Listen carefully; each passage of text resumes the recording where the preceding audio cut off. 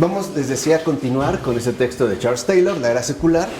Es el apartado 11, que ya se titula Trayectorias del siglo XIX, ¿no? Y del segundo volumen sería de las páginas 131 a las 193, ¿no? Para ir, digamos, avanzando en esta narrativa que Charles Taylor nos está proponiendo para entender el avance, o mejor dicho, el auge de la no creencia, ¿no? En sus, digamos, múltiples facetas. Entonces, con lo que comienza afirmando es que sería ideal que pudiéramos seguir la evolución de la nova, o sea, el avance, ¿no? El auge de la no creencia, a finales del siglo XIX y principios del XX.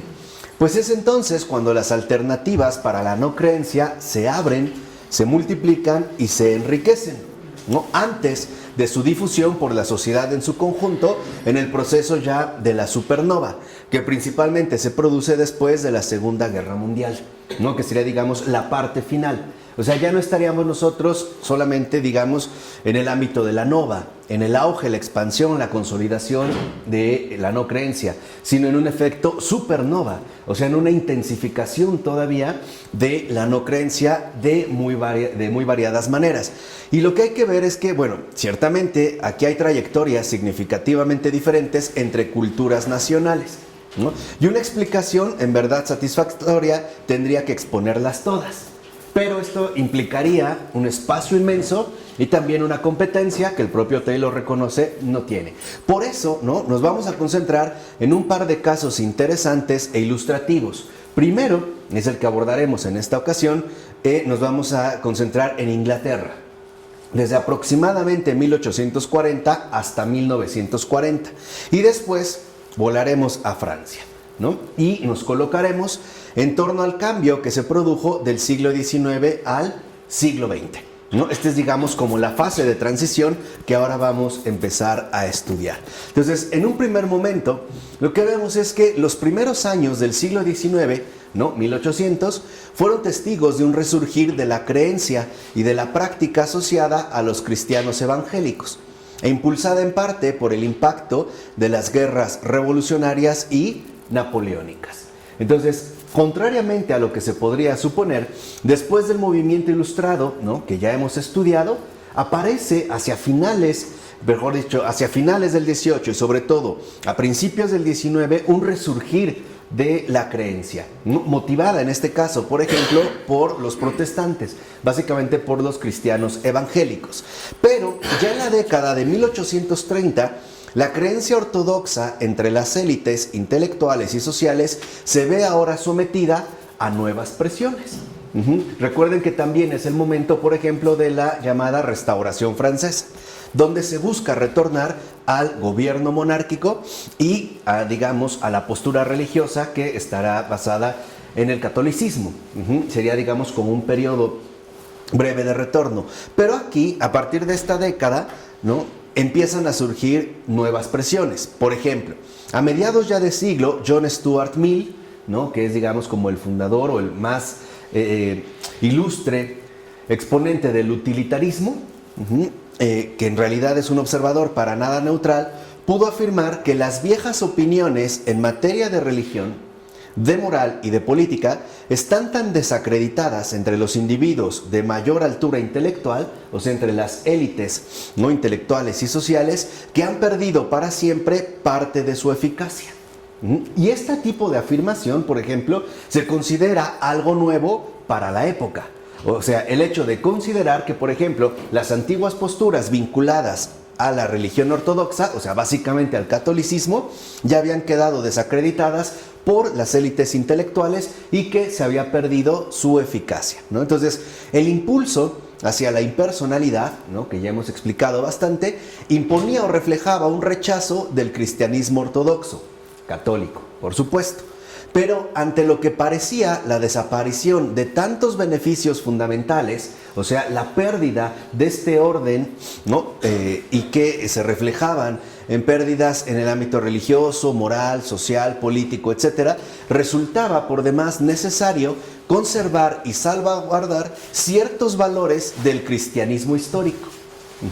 Este, digamos, era como el objetivo que se pretendía en este caso establecer, ¿no? O sea, básicamente lo que se busca es conservar valores del cristianismo histórico que pudieran ser funcionales para el nuevo orden que se está estableciendo, pero aniquilando todo aquello que pudiera tener algún reflejo de trascendencia, o sea, aniquilando los milagros y, en pocas palabras, aniquilando todo lo que sea sobrenatural, ¿no? Conservando aquello que pudieran ser valores universales y que se acoplaran a esta nueva propuesta que va surgiendo. ¿Qué valores? Por ejemplo, el hecho de, no sé, la solidaridad o la compasión, en términos, en este caso, humanitarios, ¿no? Pero ya no hablar de otras realidades que en efecto podían llegar a comprometer el nuevo orden que se viene imponiendo. Ya dijimos, un orden impersonal donde, por ejemplo, hasta el universo se convierte en un objeto netamente mecánico, ¿no? Que no tiene nada que ver con nosotros, y las relaciones humanas, por ejemplo, a partir del utilitarismo, se empiezan también a establecer bajo ciertos mecanismos, ¿no? Ya regulados en términos básicamente de ganancias y pérdidas. Entonces, para contrarrestar un poco, digamos, esta presión que ejercen estas nuevas corrientes, se buscaba eliminar lo sobrenatural del cristianismo y conservar aquello que, digamos, históricamente pudiera ser, en este caso, funcional, ¿no? Por ejemplo, la exaltación del amor al prójimo, pero como un gesto netamente humanitario, ¿no? Que no involucrara, por ejemplo, el amor a Dios o la insistencia en compartir una perspectiva de comunidad no aislada que el utilitarismo viene proponiendo, etcétera, ¿no? Sobre estos rasgos. Podemos decir que es el amor sin cargar la cruz. Exactamente, o sea, Sin la cruz. Exacto. Incluso podemos decir que es el amor sin amor, no, más bien es el amor sin amor. ¿No? O sea, porque sabemos que Dios es amor, es la verdadera fuente de este amor. Sin Dios, lo que llamamos o llamemos amor, pues es un fraude, ¿no? En pocas palabras. Entonces, es, digamos, ¿no? Un poco contrarrestar la pérdida, esta sensación de que en efecto algo se ha perdido. O sea, al romper de lleno con este orden religioso ortodoxo, ¿no? Algo se ha perdido. Entonces, se busca contrarrestar esta pérdida, pero al mismo tiempo, ¿no? Su percepción de la fragilidad, la fealdad o los males de su tiempo, ya en el siglo IX, les impedía aceptar los modos de orden reduccionistas, racionalistas, cientificistas o utilitaristas. Ante esto es donde justamente aparece una recuperación de la creencia para contrarrestar los efectos que estaban proponiendo, por ejemplo, las visiones mecanicistas y reduccionistas de toda la realidad, el racionalismo, ¿no? Imperante, la visión cientificista y, por supuesto, la utilitarista. Entonces, una buena razón para fijarse en el avance de la no creencia en estos términos es la influencia y el impacto que podemos considerar aún duradero, en cierto modo, de Thomas Carlyle. Él es un escritor. Y esto también vale la pena reconocer.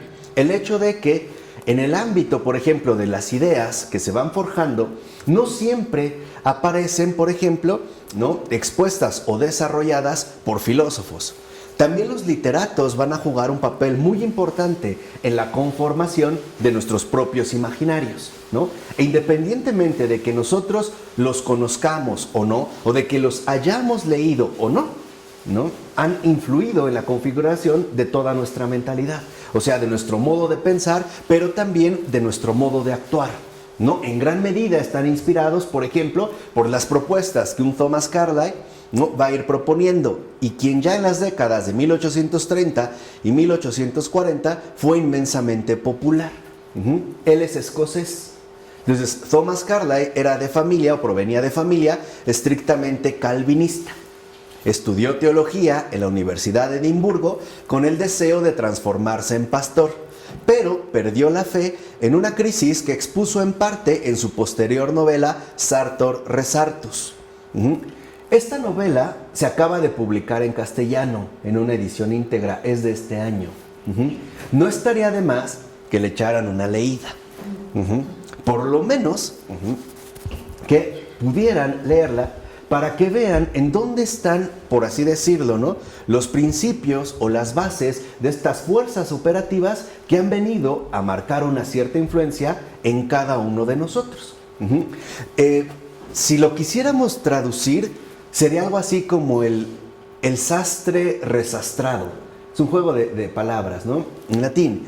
Y abandona sus estudios en 1814, aunque siempre siguieron vivos en él los valores que le inculcaron de esta postura estrictamente calvinista. De hecho, cuando él tiene esta crisis, por ejemplo, va a tener incluso problemas para confesárselo a su madre.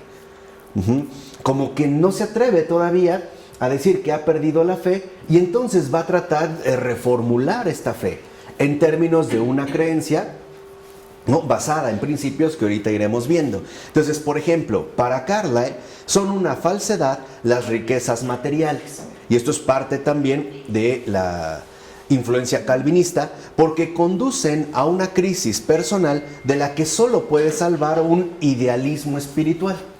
Y esto es algo muy significativo. ¿Por qué? Porque para muchos la opción de la creencia ya no depende de la realidad concreta de Cristo y de todo lo que implica.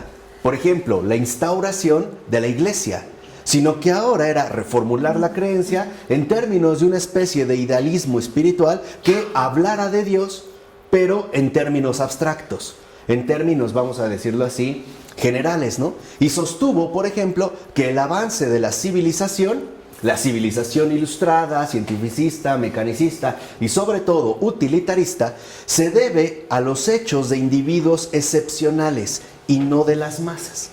Y al final de su carrera literaria atacó, por ejemplo, parte de los valores más elementales del liberalismo moderno.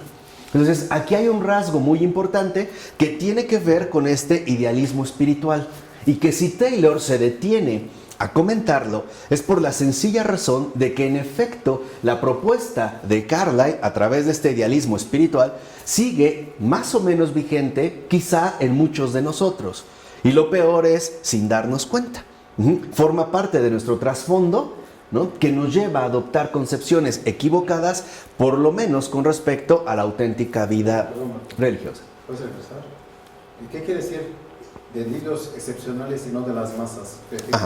Bueno, le vamos a avanzar adelantito, pero lo que él sostiene es que básicamente lo importante es sobresalir como individuo. O sea, que hay individuos excepcionales que él va a llamar héroes, que son los que verdaderamente sirven de ejemplo e inspiración para el avance de toda la cultura, vamos a decirlo así, para el avance de toda la humanidad. Este es como el perfil heroico, y que tiene un cierto parecido con Nietzsche. Pero a eso se refiere. O sea que las masas, el pueblo en general, no tiene nada que ver con el avance de la civilización, sino que hay que encontrarlo en ciertos individuos excepcionales que, como dijera su compatriota Emerson, ponen toda su confianza en sí mismos. Y no es casual, ¿no?, que ahorita que se ha editado en español la versión íntegra del Sartor Resartus, también se haya editado de Emerson un texto que incluye algunos artículos de él que se llama, ¿no?, Confianza en uno mismo. Ese es el idealismo espiritual.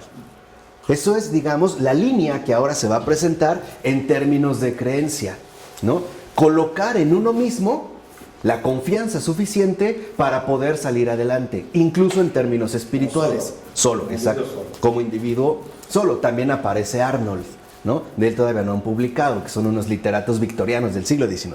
Y cuando habla del liberalismo... Del liberalismo moderno, básicamente lo que empieza a surgir en el siglo IX, en tanto liberalismo, es en un primer momento una doctrina económica, que le va a dar, por ejemplo, configurado por Adam Smith, cuando escribe acerca de la riqueza de las naciones, que aunque no sea explícito Adam Smith, si uno lo lee con calma, si tiene paciencia, ¿no?, y lo lee, veremos que lo que está haciendo Adam Smith es decir cómo se incrementan las riquezas. Es eso.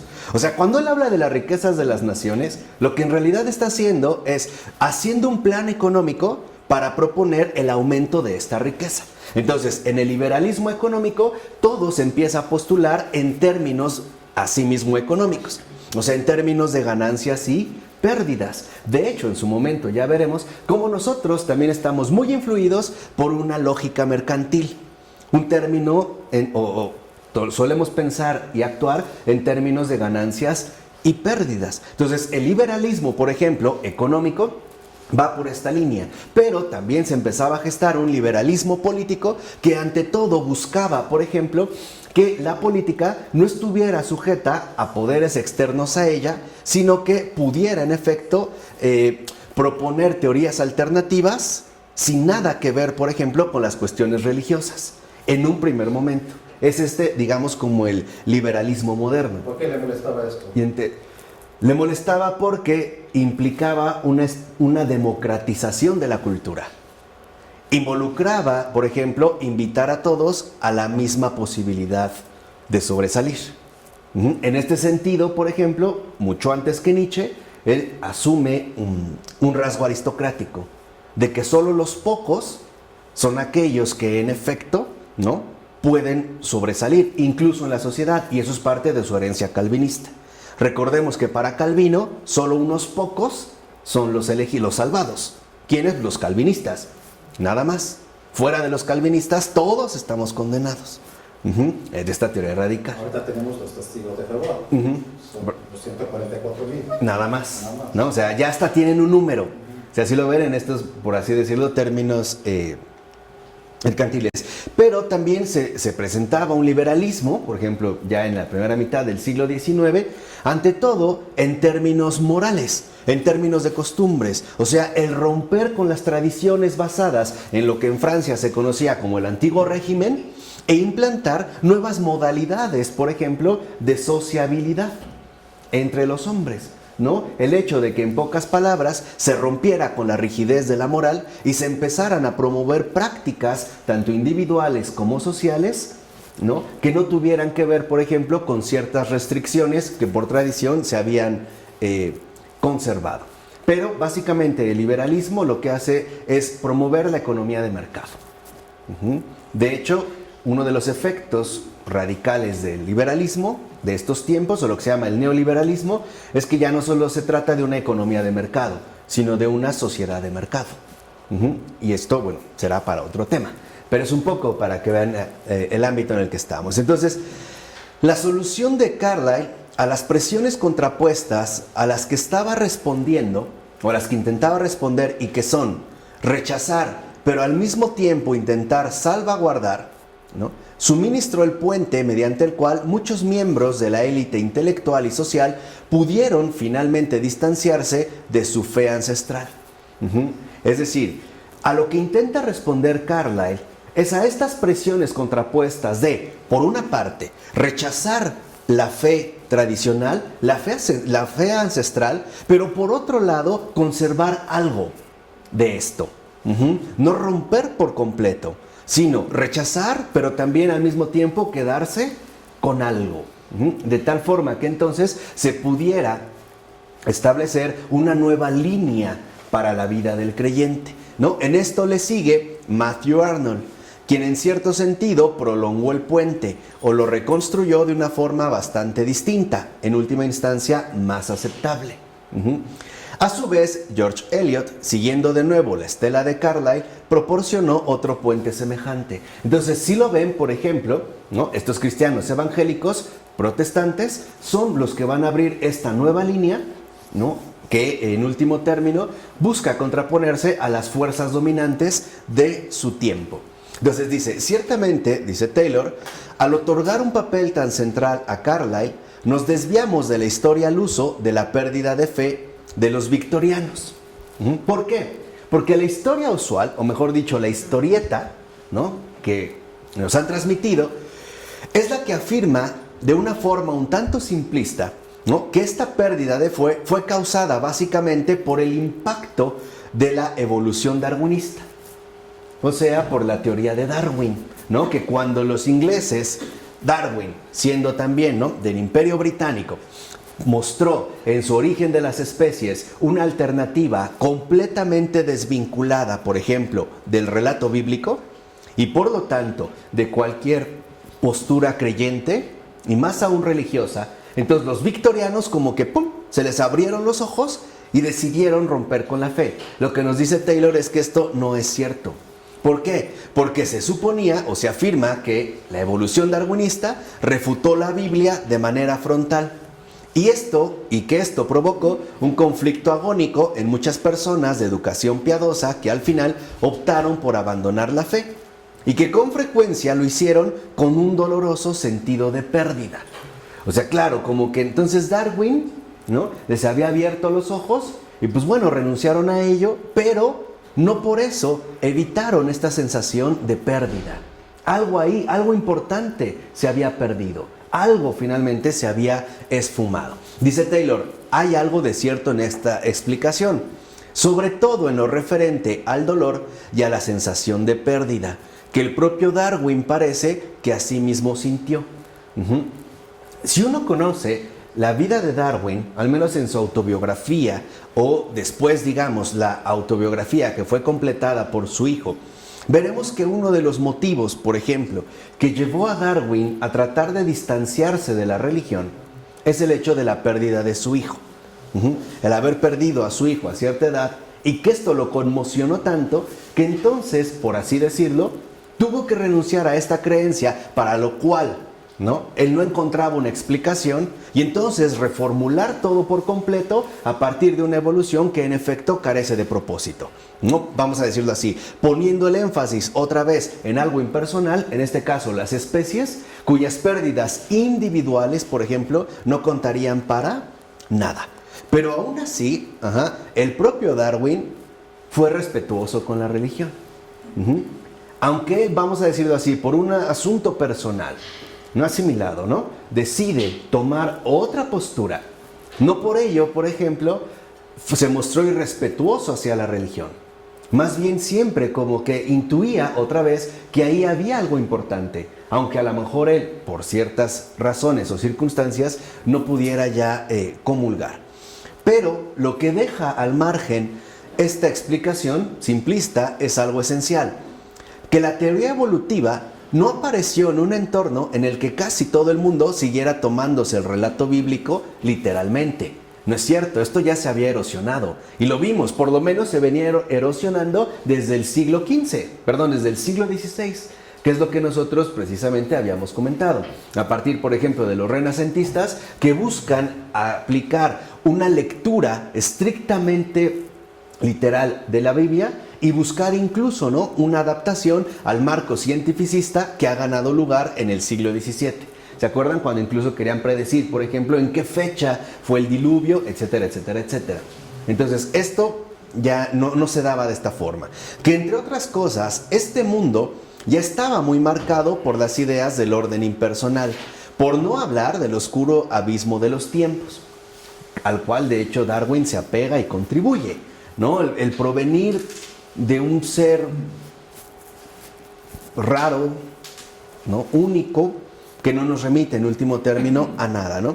Y además que ya se había presentado una formulación muy influyente del desplazamiento del cristianismo por parte de una visión cósmica del orden impersonal, la de Carlyle.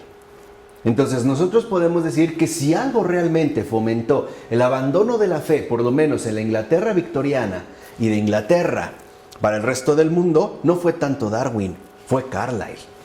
Y curiosamente es menos conocido que el propio Darwin. Y recordemos lo que nos explicó ya Taylor. No son los descubrimientos científicos los que llevan al abandono de la fe. Son más bien dos razones muy concretas. Primero, una fe inmadura, ¿no? El hecho de que no hemos adquirido realmente una verdadera madurez espiritual, una experiencia vivencial. O bien, por otra parte, el hecho de mantener una mera relación superficial con el misterio. Por ejemplo, cuando solo nos queremos detener en aspectos doctrinales que, de cierta manera, no logran alcanzar, vamos a decirlo así, a cubrir todas las exigencias que tenemos que afrontar, como la pérdida de un hijo, la vejez, la muerte, etcétera, etcétera, etcétera.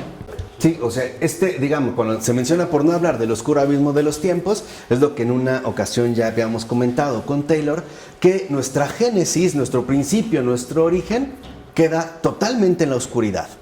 Ya no hay luz, ¿no? Por ejemplo, provenimos, o nuestro origen queda básicamente en las tinieblas, ¿no? Lo habíamos comentado en su momento, ya no hay una referencia. O sea, por ejemplo, en el Génesis hay luz, queda claro de dónde venimos y cómo llegamos aquí. Pero en esta oscura génesis del tiempo no hay nada. No sabemos de dónde venimos, cómo se generó. Digo, finalmente se pueden dar situaciones hipotéticas, pero hay algo que parece, ¿no?, llevarnos a una especie de abismo en el cual no logramos poner el pie, ¿no? Como que nuestro origen está perdido en la oscuridad. Y dijimos, no solo hacia adentro, también hacia afuera. En términos cósmicos, pensamos en la oscuridad del universo, que mientras más lejos, ¿no?, sea más inhóspito, más desconocido, más oscuro, finalmente se vuelve. A esto es a lo que se refiere. Entonces, por decirlo brevemente, Darwin tuvo impacto porque Carlyle ya había hecho su trabajo. Por eso tuvo más impacto. Y les digo, no, él viene siendo un literato. Y sabemos que entonces, en efecto, en su momento tuvo un éxito inmenso. Y recuerden que el siglo XIX también es el momento de las grandes importaciones, pero no solo materiales o mercantiles, sino sobre todo ideológicas. Es el momento donde las ideologías empiezan literalmente, ¿no?, a hacer su labor ultramarina. Se van pasando de aquí para allá, se van reformulando, se van replanteando, se van haciendo, etcétera, etcétera. Entonces Carlyle es alguien que por lo menos sí hay que tener en cuenta, porque sí forma parte, digamos, de la herencia que hemos recibido, ¿no?, que nos ha configurado y que nosotros damos por un hecho y que a veces ya ni siquiera nos atrevemos a cuestionar. Entonces, por eso es importante ir a fondo, no rascar realmente, no quedarnos ni en simplificaciones inaceptables, ni tampoco a lo mejor en simplezas, ¿no?, como por ir por encima. No, pues tenemos que ir a las raíces, darnos cuenta, en último término, cómo llegamos a esto. Es más, sí, ahora entiendo por qué he estado leyendo mucho, no tienen idea. En serio, ahora hasta me sorprendo yo, ¿eh? Por ejemplo, hoy, vean desde dónde, por eso les decía el título de Emerson. Si ahorita le diéramos a una persona este ensayito de Emerson de confianza en uno mismo, diría, claro, estaría totalmente de acuerdo. Y esto se ha, digamos, intensificado a tal grado que incluso hoy, por ejemplo, la cuestión de la salud sigue en la misma línea.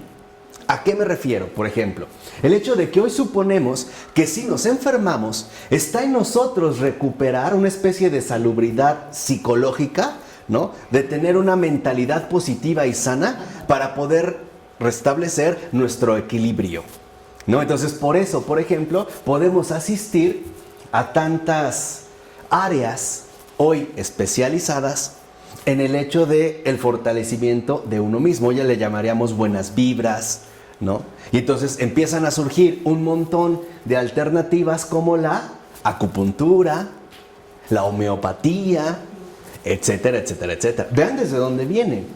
Por eso les decía que no es un juego. Por eso también les decía que no podemos seguir siendo partidarios de la pereza intelectual. Y menos como católicos, que estamos llamados a hacer luz del mundo, ¿no?, a iluminar incluso hasta los rincones más hondos, ¿no?, hasta las entrañas si es necesario. Pero entonces, siguiendo en esto, ¿no?, esto no quiere decir que Darwin no produjera ningún impacto. Claro que sí. Pero lo que quiero que entiendan es que, en pocas palabras, el caldo de cultivo ya estaba preparado. Ya estaba dado, ¿no? Entonces, ya que su teoría supuso un gran empuje hacia una visión del cosmos en términos materialistas y reduccionistas, que ciertamente se purgó de toda teleología, ¿no? ¿Qué significa teleología? Finalidad o dirección de avance. Porque a lo mejor Darwin, en su teoría, nos quiso convencer de dónde provenimos, pero no tiene nada que decirnos acerca de a dónde vamos. ¿No hay? ¿Por qué? Porque en efecto, ¿no?, la propia evolución funciona como un mecanismo ciego que se basa sobre todo en la conservación de la especie y todos los mecanismos a lo que esto conlleva. Por ejemplo, el hecho de que solo sobreviven los más fuertes o los más adaptados, ¿no? El criterio de adaptación va a ser muy importante. El hecho de que mueren individuos, pero siempre va a ser a favor de la especie. Ahora, el propio Darwin, y esto es fundamental, ¿no?, vamos a ver aquí, no es tonto. Y él también puso sobre aviso que no de las implicaciones sociales y políticas que podía tener su teoría cuando se quisiera llevar a ese terreno. Y él mismo lo anticipó. No obstante, se llevaron los principios fundamentales del darwinismo, por ejemplo, al terreno de la política, y el primer resultado que obtuvimos fue la aparición de los grandes nacionalismos. La ideología, vamos a decirlo así, del Estado-nación, donde los individuos no son lo que importa. Lo que importa precisamente es que esta nación logre sobresalir e incluso imponerse sobre los demás, en términos de fuerza. Ya fuera, como lo vimos, hacia finales del siglo XIX y sobre todo su culminación en el siglo XX a través de la fuerza bélica. Hoy estos términos de competencia se siguen dando, pero ya no están en el ámbito militar, están en el ámbito de la comunicación y la información. Hoy la competencia, en pocas palabras, es una competencia económico-mercantil, donde el más fuerte es el que logra tener el mayor dominio a nivel planetario. Por ejemplo, Google, Facebook o Twitter, como a algunos les gusta decir, son literalmente firmas de impacto planetario. Y si sabemos, las tres son de Estados Unidos. En esta competencia, Europa no está a la altura para poder hacer un frente. No tiene todavía esta capacidad. ¿Por qué? Porque no tiene ni siquiera algo cercano a poder competir con estas marcas o estas firmas ya netamente establecidas. Entonces, esto es importante detectar. ¿Por qué? Porque estas situaciones, en efecto, nos han venido a desorientar en todos los ámbitos de nuestra existencia. No solo como creyentes, también como humanos. Por ejemplo, una de las consignas fundamentales para promover la militarización que van a llevar a la Primera Guerra Mundial y literalmente lo que nos interesa a tanta desdicha humana es el hecho de convencernos que lo primero es la patria, que lo primero es la nación. Y esto era una estrategia, vamos a decirlo así, sumamente eficaz para que la gente se convenciera de que no importaba que diera su vida con tal de que el Estado, la nación, el país o la patria pudiera seguir adelante. O sea, en términos de conservación de la especie. Aquí ya no se habla de especie, se habla de nación, ¿no? Alemania, Francia. Entonces, cuando ellos, convencidos por ellos, son literalmente reclutados, a lo que se nos invita, por ejemplo, es a sacrificarnos en aras de un orden impersonal que en efecto resulta ser un monstruo abstracto, una mera ficción. Cuando, por ejemplo, las Europas, porque no podemos hablar de una Europa, no hay realmente una Europa. Podemos hablar de las Europas. Esto sí, ¿no? Cuando alguien dice voy a Europa, está raro. A lo mejor es una herencia cultural equivocada, pero uno va a las Europas. Con la luna de Júpiter. ¿Sí? Ahí podría ser, pero aquí no. O sea, ¿por qué? Porque literalmente no hay una integración a fondo. Tan es así que sabemos que su configuración geográfica es muy pequeña y en un día puedes visitar 3 o 4 países. Y tú te das cuenta cómo cambia todo, ¿eh? No solo el idioma, las costumbres, su cosmovisión, etcétera, etcétera, etcétera. Pero en estas profundas rivalidades, a lo que quería llegar es que, por ejemplo, muchos llegaron al campo de batalla y se hicieron una pregunta que a mí me parece muy sensata, es ¿por qué nos estamos matando entre nosotros? ¿Por qué estamos aquí en el campo de batalla? Y ni siquiera se habían repuesto de la Primera Guerra Mundial y ya, ¿no? Se anunciaba la Segunda. Por ejemplo, en estos términos, vamos a decirlo así, de competencia, ¿no? De sacrificar al individuo en aras de la especie, ¿no? En este caso de la nación, ¿no? De la patria. Por eso tenemos también aquí en México la idea de los niños héroes, ¿no? Los que mueren por la patria. Entonces, esta es como una herencia que también viene, digamos, de esta línea. Hoy en día las dinámicas han cambiado, pero les digo, esta competencia ya está dada en otro terreno. Ya no son los terrenos habituales en los que nosotros solíamos pensar, por ejemplo, que se podían llegar a generar determinados conflictos, ¿no? Por ejemplo, uno de los rasgos más sobresalientes de la cultura contemporánea es que los poderes se han vuelto netamente anónimos. Antes no. Por ejemplo, todavía en el siglo XX, cuando un poder estaba focalizado, se focalizaba o bien en el partido político dominante o en algún dictador. O sea, se podía localizar y por lo tanto se podía derrocar. Pero hoy, por ejemplo, estos poderes están totalmente escondidos, se han vuelto anónimos. ¿Por qué? Porque así se han vuelto enteramente evasivos. Al grado de que hoy nos preguntamos, ¿quiénes realmente dominan el mundo? El Banco Mundial, el Fondo Monetario Internacional, con este mito, ¿no? Engaño fatal que se había hecho de que un grupo de judíos o un grupo de no sé qué, ¿no? Desde el protocolo de Sion, que fue una vil mentira, y hay gente que todavía sigue creyendo en eso, etcétera, etcétera, etcétera. Pero no sabemos, ¿no? ¿Por qué? Porque ahora, por ejemplo, ¿no? Los mecanismos de control y de poder se han vuelto enteramente volátiles. Y la razón es muy sencilla, porque ahorita el poder no está en la política, está en las finanzas, está en los mercados financieros, donde puedes volatilizar, ¿no? Una ganancia, pero también la puedes desaparecer sin ningún rastro, e incluso a nivel planetario, más o menos, para que digamos como a dónde hemos llegado. Pero aquí, ¿no? Lo que vemos es que esta teoría ingresa ya en un territorio en el que muchas personas ya han sentido la atracción de la primacía del orden impersonal. Entonces, podemos decir con toda certeza que no es con Darwin con quien inicia el movimiento de atracción hacia una visión materialista carente tanto de teleología como de teología, ¿no? Entonces, Carlyle, formado en buena medida por Goethe y en parte a través de él por Schiller y por los románticos alemanes, reaccionó contra todos aquellos rasgos del cristianismo imposibles de conjugar con el orden impersonal. ¿Cuáles? Fundamentalmente, la crucial importancia de mantener una relación personal con Dios, las providencias particulares, el juicio divino entendido como decisión personal de Dios, y por encima de todo, o sea, lo que más en este caso era rechazado eran los milagros. Por ejemplo, ¿cómo le llamaba Carlyle a los milagros? Viejos ropajes judíos. Desde ahí empezamos a ver como este lineamiento. Entonces, así pues, por ejemplo, dice Carlyle, el mito de la religión cristiana no tiene el mismo aspecto en el siglo XVIII que en el siglo VIII. Quien nos ayudará entonces a encarnar el espíritu divino de esa religión en un nuevo mito, en un nuevo vehículo y nuevas vestiduras para que nuestras almas que, de lo contrario, probablemente perecerán, puedan seguir viviendo. Entonces, aquí lo que vemos son dos cosas llamativas. Primero, ya al referirse de entrada a la religión cristiana, ya habla de mito, ya. Aquí vemos como ya está condicionado, o sea, ya trae un trasfondo.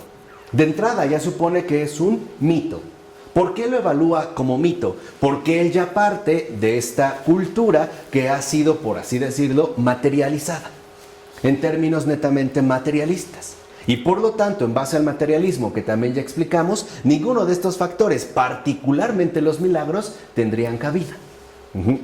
Y por otra parte, busca ahora quién nos puede ayudar. Entonces, para él, por ejemplo, lo que vemos es que el mito, como mito, tiene un factor positivo. Entonces, si se ha perdido, ¿no? Ya en el siglo XVIII, se ha como desvanecido o se ha erosionado la religión cristiana, y la religión cristiana era un mito, entonces ahora habría que inventar otro mito.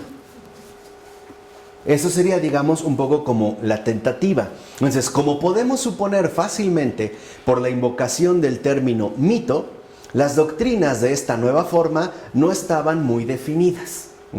No se sabía entonces ahora, por ejemplo, cuál era el nuevo mito que iba a sustituir a la religión cristiana.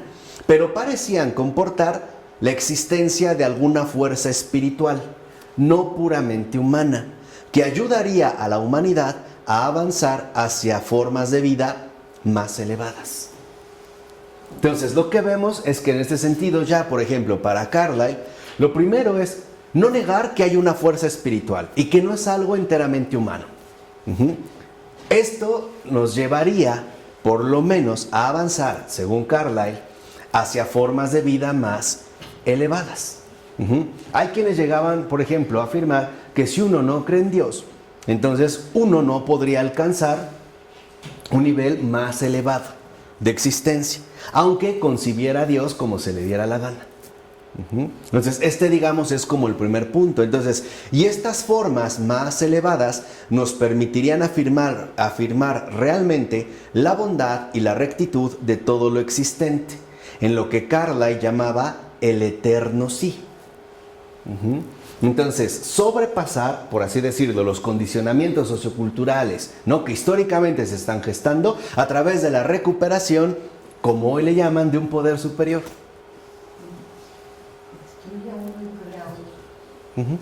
Crearse un poder superior que de entrada no es puramente humano y que nos puede servir como inspiración para salir de la situación materialista, utilitarista, cientificista en la que se está viviendo. Esa es justo la invención de un nuevo mito, ¿vale? Dentro de estas líneas. Ahora, esta exaltación de las formas más elevadas revestía la máxima importancia para Carlyle, porque por otra parte, la corriente de los tiempos apuntaba hacia la degradación de la vida humana. Yo no sé si han leído La Feria de las Vanidades, de Thackeray. Pues deberían. ¿Qué leen? ¿Ya ven por qué leo tanto? Ya les dije, ¿por qué lees tanto? Porque no leen. Si ustedes leyeran, yo tendría más tiempo libre. Hasta podría dormir más horas. Entonces, por ejemplo, Thackeray, La Feria de las Vanidades. Entonces, en Thackeray lo que vemos es que esta Feria de las Vanidades, dentro de esta línea, ¿no?, esta corriente de los tiempos, en efecto lo lleva a criticar el materialismo, ¿no?, que habíamos visto dentro de esta corriente calvinista degradante a la que había llegado justamente la sociedad. Entonces, se consideraba, por ejemplo, y esa era una afirmación de Carlyle, ¿no?, que en los tiempos en que vivía, como hoy mucha gente está convencida de estos tiempos, la vida estaba peor que antes. Es lo que les decía, una cierta sensación de pérdida. Hay una nostalgia, ¿no? Es una especie de presión contrapuesta que por una parte nos dice, sí, no tenemos Dios, pero por otra falta es, bueno, ¿y ahora qué ponemos? Algo nos hace falta. Entonces, de acuerdo a esta degradación de la vida humana, por ejemplo, para Carlyle y para otros, pero especialmente para Carlyle, era evidente, por ejemplo, la fealdad y el egoísmo de la sociedad comercial industrial.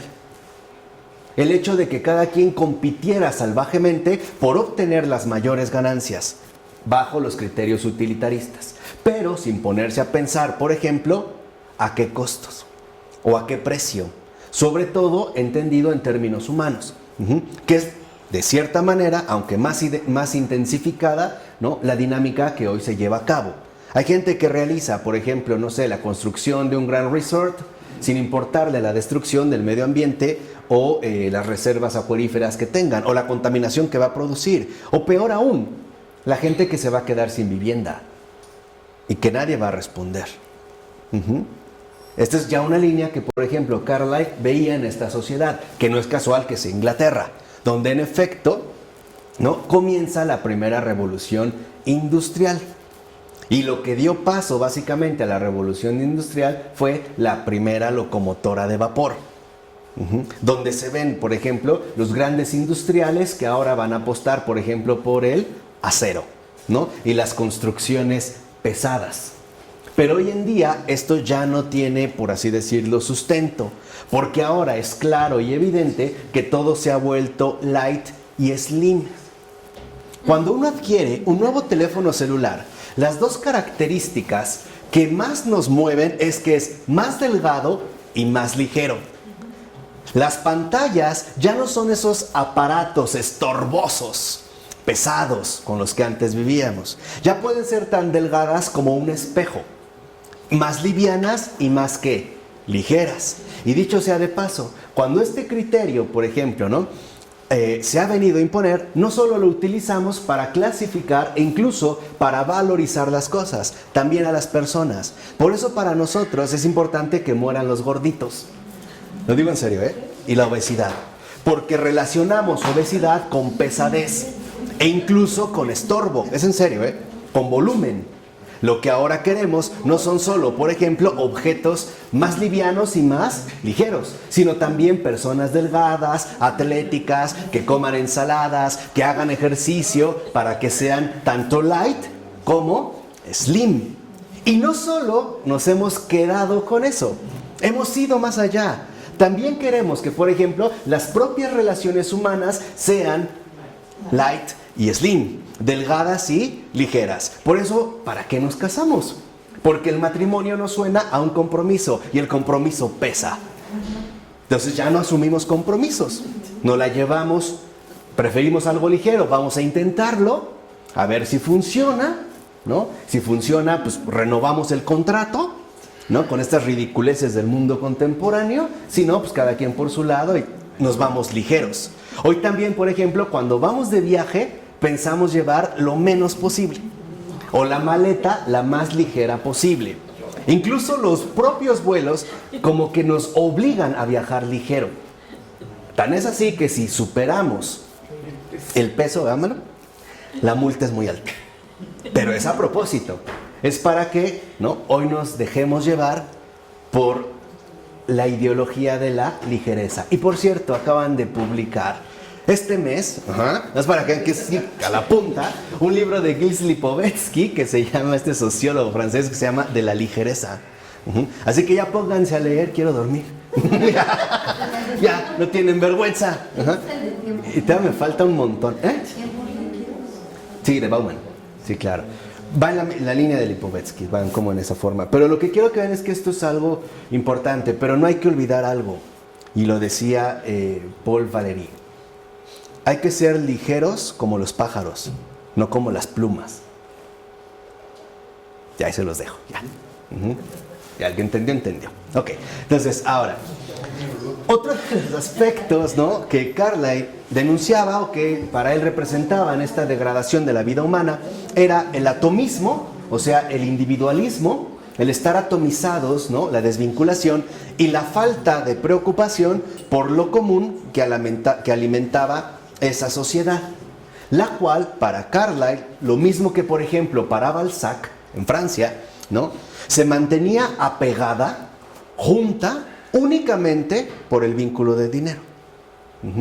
En pocas palabras, las relaciones humanas también se habían convertido en relaciones comerciales, en transacciones, en relaciones de mera conveniencia, en buscar siempre el mayor beneficio. Así como hoy alguien nos puede sugerir, no te juntes con esa chusma, ¿no? Es pobre, no te conviene, mira, sí está guapo, pero está jodido. No, el otro, pues bueno, es infiel, pero pues tiene dinero. Y hemos llegado ya a estos límites extremos que nosotros mismos fomentamos, ¿eh? Entonces, por ejemplo, ¿no?, decía Carlyle que ahora esta sociedad solo se mantiene junta por el vínculo del dinero, también la ausencia de toda perspectiva más amplia y heroica de la vida, más allá del hedonismo miope que tal sociedad comercial tiende a inculcar en nosotros. Y en esto, en parte, Carlyle tiene razón. ¿Por qué? Porque, por ejemplo, el hedonismo miope consiste en el hecho de que nosotros nos conformamos con las satisfacciones inmediatas. Voy a poner un ejemplo muy sencillo, el ver televisión, por ejemplo. Es uno de estos grandes fenómenos que ha venido a trastornar por completo nuestra propia realidad humana. Y es una de las grandes paradojas, ¿no?, de nuestra cultura, que no hace más que tropezar y tropezar y peor, no tropezar. Por ejemplo, nos han dicho que la televisión es uno de los medios masivos de comunicación, pero esto no es así. La televisión no comunica, la televisión incomunica. ¿Por qué? Porque la televisión lo único que te pide es algo muy sencillo: cállate y siéntate, no hables. De tal forma que si alguien está viendo la televisión, la final de un partido de fútbol, un noticiero, una novela, una serie, y llega alguien y dice: oye, mira, cállate, ahorita, se rompe toda vinculación. Y lo peor, lo hemos puesto en el centro del hogar, la sala, cuando antes la sala era el lugar de reunión. No te reúnes para ver tele o para ver películas, cada uno en lo suyo, y como estamos incomunicados, nos entra una cierta ansiedad que solo podemos compensar a través de seguir moviendo la boca, pero sin ruido, es decir, comiendo. Por eso la televisión está muy asociada con la obesidad. Nada más para que vean un poco de esta línea. Y no nos hemos conformado con tener una, sino 2, 3 y hasta 4, o las que puedan. La de la sala grande, que todos la vean. La de una recámara, otra recámara, la pantalla chiquita en la cocina, ¿no? En mi auto, en mi celular, por supuesto, porque ya es más, no tengo que ir a la pantalla, es más liviano, es más ligero, ¿no? Hasta llegar, por ejemplo, ¿no?, a este hedonismo miope que no nos permite darnos cuenta que todo ello, a final de cuentas, no vale la pena. Es tiempo perdido. Por ejemplo, las últimas encuestas realizadas ya al inicio de este año mostraron que los norteamericanos pasan en promedio 4 horas 50 minutos diarios ante el televisor. Los europeos lo hacen 1 hora menos. Es en serio. Y estoy hablando de los resultados que dio Daniel Cohen, este gran economista contemporáneo, en su libro Homo economicus, que también deberían de checar. Pues no, y conste que no estoy sacando toda la artillería, ¿eh? Así, que leve. Pero sí es importante para darnos cuenta de ello, el por qué. Porque finalmente se trata, en último término, de satisfacciones frustrantes. Porque nos hace miope al no permitirnos ver que, por ejemplo, el tiempo dedicado a ello fue tiempo perdido. Que cuando uno se da cuenta, el tiempo que dedicamos a cosas inútiles es realmente doloroso. Aumenta el vacío. Claro. Y esto nos va a llevar precisamente a una sensación de que no hemos hecho nada en la vida. Por eso hay gente que a cierta edad dice, ¿qué he hecho de mi vida? Nada. No, pero a ver, ¿cuánto has visto televisión? ¿Cuánto has hecho esto? ¿Cuánto has te dedicado al juego? O qué sé yo, o a cosas de otro tipo. Entonces, esto es importante. ¿Por qué? Porque, en efecto, este hedonismo miope no nos permite ver, en pocas palabras, cómo se consume literalmente nuestra vida en cosas irrelevantes, en cosas verdaderamente innecesarias. Y lo peor, que después nos arrepentimos. Por ejemplo, una persona llega a su casa, quiere descansar y dice, pero bueno, voy a checar rápido el Facebook. 2, 3, 4 horas. Ya se desveló. Híjole, mañana me tengo que parar temprano. No manches, no lo hubiera hecho. Pero ya quedamos. O entramos al YouTube buscando un video o algo así, en lugar de buscar los videos de Ronnie Kiki, ¿no? No, buscamos otras cosas y de repente ya terminamos viendo el blog del narco, de los reptilianos, la conspiración de no sé qué. No, 1, 2, 3, 4, 5 horas. O una serie de televisión, Gossip Girl, Sex and the City, The Originals, The Vampire Diaries. Empezamos a decir, a ver, un capítulo, ay, no se quedó re bueno, otro. Entonces ya nos desvelamos y al otro día, y ojo, eso no se recupera. Eso es lo delicado. Es irrecuperable. Acuérdense lo que nos enseñó Pavel Florensky, que de hecho es nuestro padre y fundador. Discutiblemente. Nos dijo, cada instante contiene semillas de eternidad. Y la televisión es sofocar estas semillas de eternidad para quedar consumidos en la nada, en el vacío y en la inutilidad. Si el Señor nos dijo que hasta de una palabra se nos va a pedir cuentas, ¿cuánto más no del tiempo? De la mirada, de lo que hemos visto. Si una palabra pesa, imagínate el desperdiciar a cántaros, por no decir a ríos, esas semillas de eternidad que se colocan en cada instante de la vida. Porque la manera en la que el Señor se manifiesta es en cada instante concreto de nuestra existencia que siempre apunta a la salvación de las almas, de múltiples maneras. Y para ello tenemos que estar atentos, no desconectados.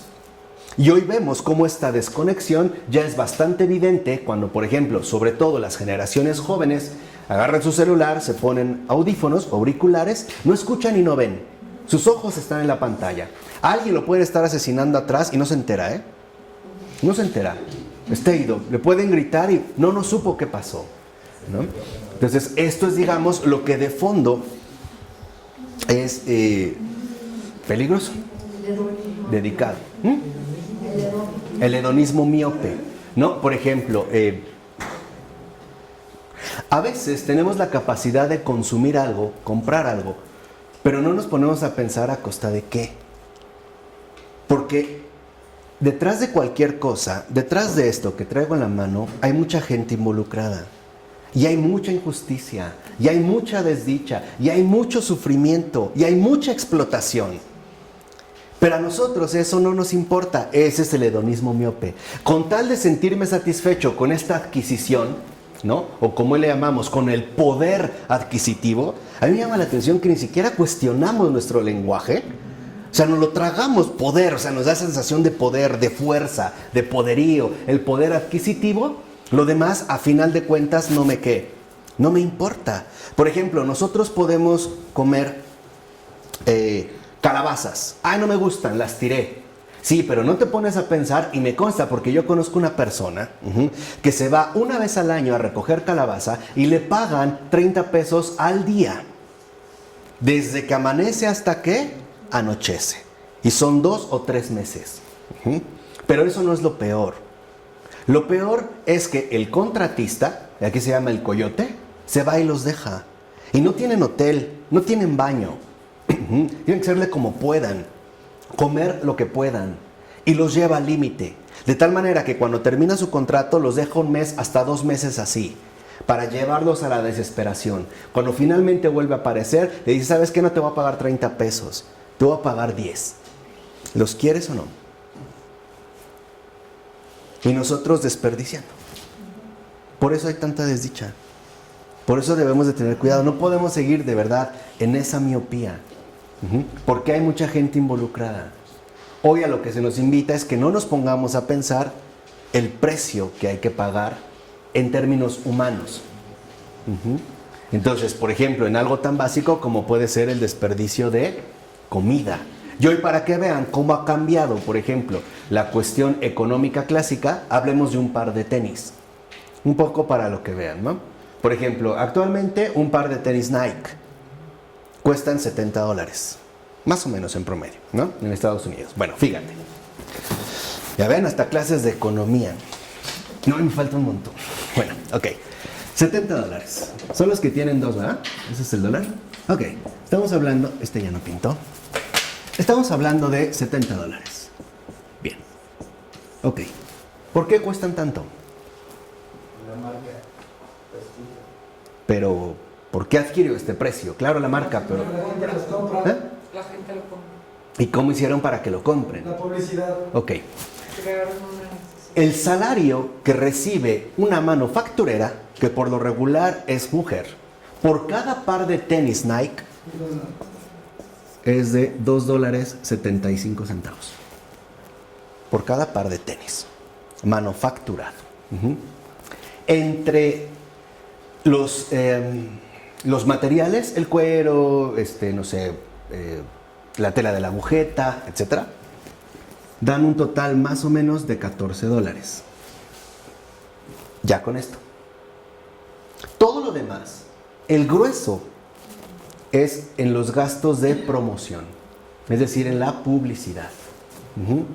En publicidad, más o menos, se invierte, si aquí tenemos 40, se invierte 14, se invierte el doble de la producción. Y lo último es el gasto de distribución. Porque para ellos, la promoción, la publicidad, es el gancho para obtener un éxito a nivel mundial. Y por eso se han dado cuenta, por ejemplo, que si un futbolista de renombre, por eso los han convertido en celebridades. No es tanto porque sean excelentes futbolistas. Es simple y sencillamente porque son grandes vendedores, ¿no? A través de su imagen o del nombre que se les da, ya sabemos quiénes son. Básicamente son 2. Messi y Cristiano Ronaldo. Todos lo sabemos, aunque no nos guste el fútbol. Lo hemos escuchado, está en todos lados. Saben que si uno de ellos utiliza este par de tenis, entonces lo que ellos invirtieron se va a multiplicar en niveles planetarios, porque es a nivel mundial. Por eso les interesa tanto que las transmisiones lleguen a todo el mundo.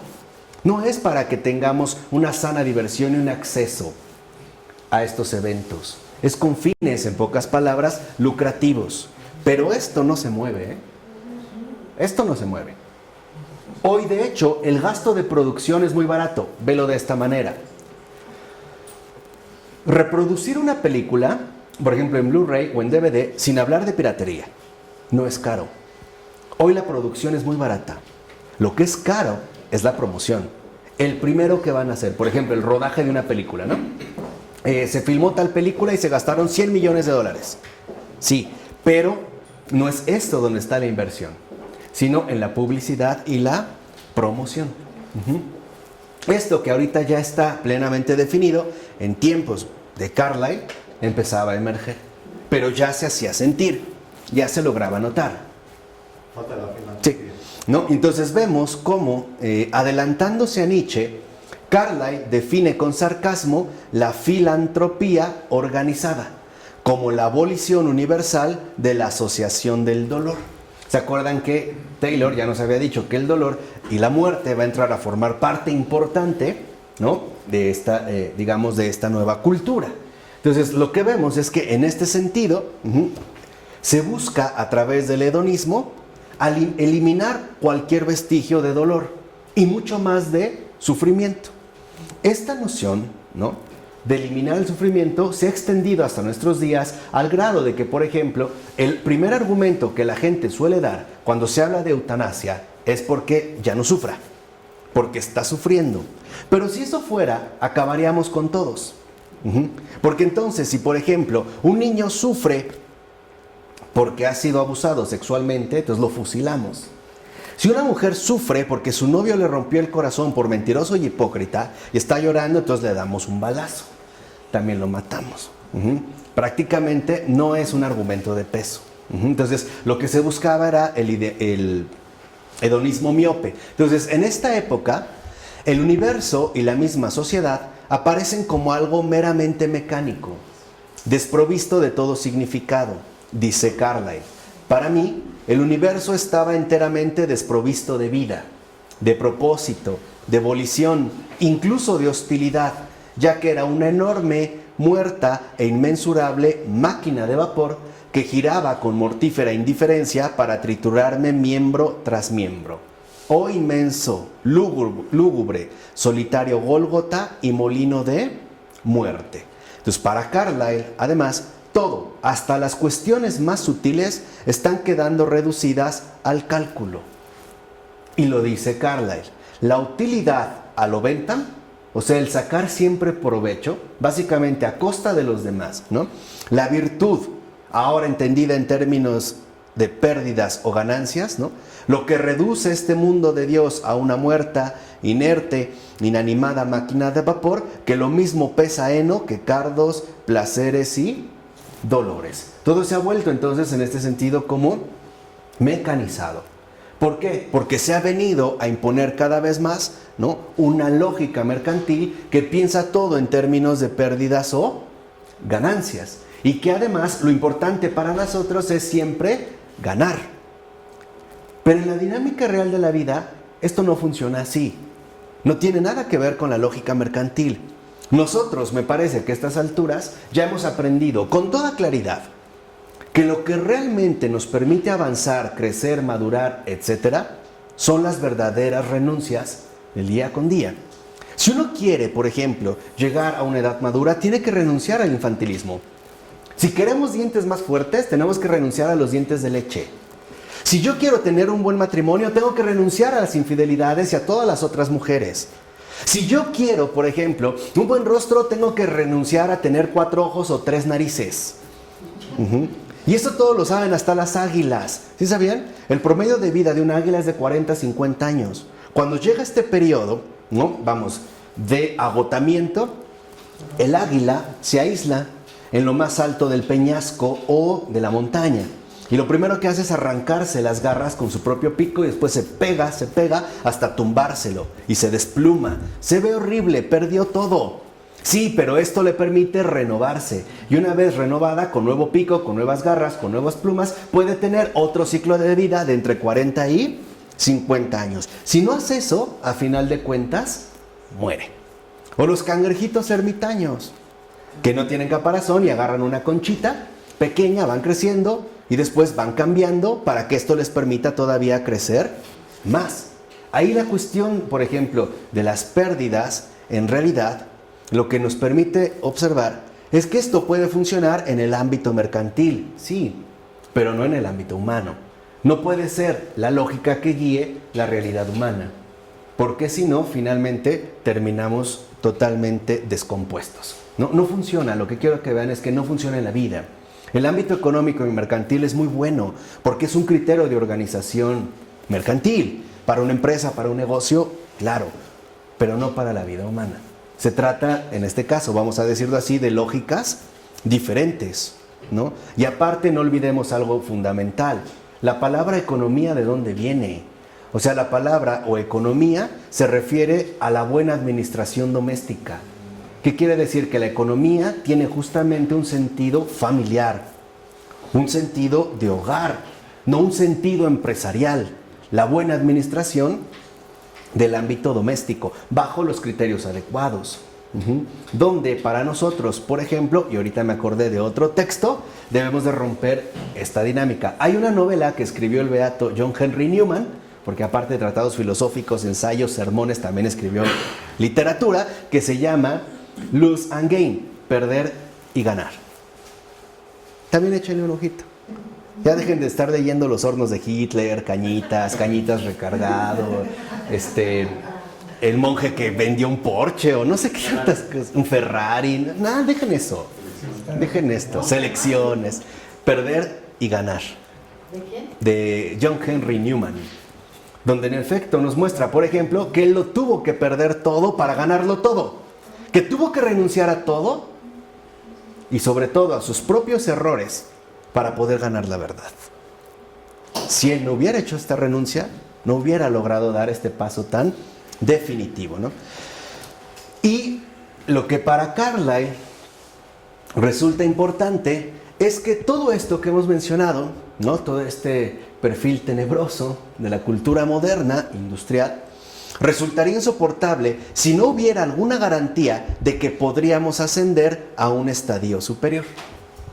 Así aparece la necesidad de rescatar algún sentido del potencial humano para el ascenso espiritual moral, como algo justamente opuesto a la degradante teoría y práctica de la sociedad utilitaria, comercial, industrial. Hoy hay algo de esto, de este perfil de Carlyle en los veganos, por ejemplo. Hablo de los veganos comprometidos, ¿no? Por ejemplo, de estos que promueven, no sé, Bono, el de YouTube, y Leonardo DiCaprio. No, y de los Beatles, ¿cómo se llama? Paul McCartney, ¿no? De que nos pasan videos donde nos muestran que, por ejemplo, la industria cárnica es horrible, ¿no? Entonces no podemos participar, ¿no?, de esa teoría y práctica sangrienta que solo busca intereses comerciales, industriales y utilitarios, y entonces tenemos que adoptar una forma de vida o un estilo que refleje un ascenso tanto espiritual como moral, ¿no?, haciéndonos veganos. Por eso no es casualidad que el vegetarianismo asuma un cierto perfil como religioso, como que parecería mostrar una alternativa de vida más elevada, más comprensiva, y ahí hay como varios engañitos, ¿no? El hecho de que es espiritual porque comprende la importancia de la vida que se manifiesta en todos lados, incluso en los animales, ¿no? En estas fuerzas vitales de las cuales nosotros para nada somos superiores, ¿no? En el cual formamos una misma familia, ¿no? Y moral porque ahora yo no soy un salvaje come carne, que soy, digamos, como devorador de seres vivos, ¿no? Y que no me inmuto ante comerme una costillita barbecue, ¿no? O un chamorro, o un corte de 900 gramos. ¿Verdad, Claudio? Me he vuelto ¿Bien choro? Dicen, me he vuelto vegetariano. Claro, Cambio, claro. He cambiado, soy más civilizado, más sensible, incluso más espiritual, ¿no? Ahora ya hago yoga, medito, no como carne, ¿no? Cuido mucho mi alimentación, escucho música relajante, pero eso sí, sigo siendo hipócrita, mentiroso, ¿no? Convenenciero. Pero pareciera sugerirnos que en efecto estas posturas, ¿no?, nos llevarían a algo superior. Entonces, habría que estar al mismo tiempo contra el cristianismo y a su favor. De hecho, la doctrina de Carlyle era una forma de intentar resolver esta contraposición. ¿Cuál es su doctrina? El heroísmo. Él literalmente va a hablar del héroe, El héroe en cuanto tal, lean el Sartor Resartus y van a ver, Sartor Reartus. Dice, Carlyle aboga por el culto a los héroes, entendiendo incluso que la historia no es más que la biografía de los grandes hombres. ¿No es esto lo que nos enseñaron en lo que se llamó historia en nuestra educación básica? ¿No nos enseñaron las biografías de los grandes hombres? De un Napoleón, de un Churchill, de un Alejandro Magno, y de estos que realmente configuraron la historia y lograron sobresalir de toda esta masa asquerosa de mortales vulgares, del vulgo, ¿no? En lugar de hablar de los mártires, Claro. católicos, santos. Y aquí, por ejemplo, Walter Benjamin reaccionó muy bien ante esta situación y decía, es que esto es un culto al terror y a la muerte. Decía Walter Benjamin, por ejemplo, ¿no? Cuando yo veo un monumento de estos grandes héroes me aterro. Porque, por ejemplo, nos hablan de Napoleón, sí, pero nunca se habla de las viudas que provocó Napoleón, de los lisiados que provocó, de los ciegos, de los huérfanos que provocó Napoleón. Esos no son relevantes, no pesan, ¿no? Los grandes personajes de la historia sí pesan. Y hoy lo vemos. Si una persona muere en la calle, no pesa, decía el Papa Francisco en esta semana, ¿no? No pesa en la opinión del mundo. Ah, pero si murió una celebridad, un deportista, una estrella de cine, sí pesa. Ese sí tiene peso, ¿no? Pero los demás no pesan, porque al parecer estamos excluidos de los anales de la historia, ¿no? No nos hemos convertido en leyendas, en personajes dignos de ser retratados en un libro, ¿no? Esto no es relevante. Y lo mismo Michel Henry reclamaba. Nos decía, por ejemplo, cuando hablamos de la historia, hemos pensado que la historia son solo aquellos que sobresalen. ¿Y los demás dónde quedaron? Los millones, ¿dónde están? ¿Dónde quedaron? Pareciera que entonces estos no importan, se quedan a la sombra, ¿no? En lo lateral. Pues Carlyle era uno de los que defiende a estos grandes hombres y defiende, por tanto, que todos tenemos la responsabilidad de desarrollar nuestro potencial heroico. O sea, que no seas mediocre, lo estoy poniendo en los términos contemporáneos, ¿no? Tú tienes la fuerza y el potencial y la capacidad de salir adelante. ¿Quieres ser un gran empresario? Esfuérzate, lucha, sobresale, sé el segundo Bill Gates. ¿O qué digo Bill Gates? Más que Bill Gates. Realízalo, ¿no? Y esto es muy seductor. Y ciertamente es muy atractivo. Porque lo primero que despierta es la soberbia espiritual. El suponer que sí soy capaz y que basta con que me lo proponga.